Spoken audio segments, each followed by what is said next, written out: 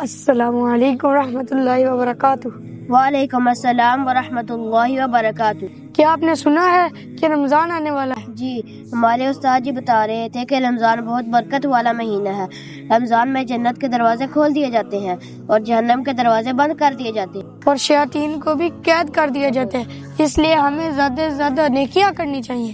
جی، روزہ صرف بھوکا پیاسا رہنے کا نام نہیں بلکہ صبر، برداشت اور تقویٰ سیکھنے کا بھی نام ہے۔ اور قرآن پاک بھی اسی مہینے میں نازل ہوا تھا، اس لیے ہمیں اس مہینے میں زیادہ سے زیادہ قرآن پاک کی تلاوت کرنی چاہیے۔ میں نے نیت کی ہے کہ میں رمضان میں 5 نمازیں باجماعت مسجد میں ادا کروں گا اور روزانہ قرآن مجید کی تلاوت کروں گا۔ ماشاء اللہ، میں بھی کوشش کروں گا اس مہینے میں کسی کو تکلیف نہ دوں اور سب کے ساتھ اچھا رویہ اختیار کروں۔ واقعی رمضان ہمیں اچھا انسان بننا سکھاتا ہے۔ آئیں دعا کریں کہ اللہ تعالی ہمیں رمضان المبارک کے فیض و برکات سے مستفیض ہونے کی توفیق عطا فرمائے۔ آمین یا رب العالمین۔